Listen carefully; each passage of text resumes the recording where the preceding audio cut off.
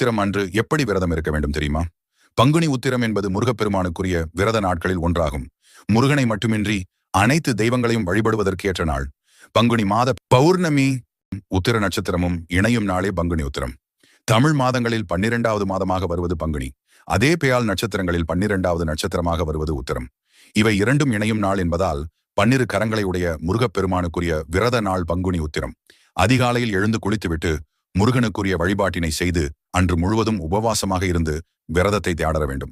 நாள் முழுக்க விரதம் இருந்து மாலையில் முருகன் கோயிலுக்கு சென்று அர்ச்சனை செய்து விரதத்தை நிறைவு செய்யலாம்.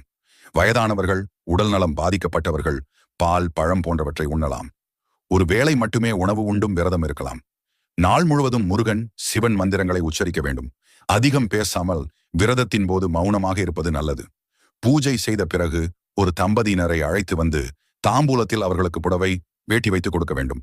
தொடர்ச்சி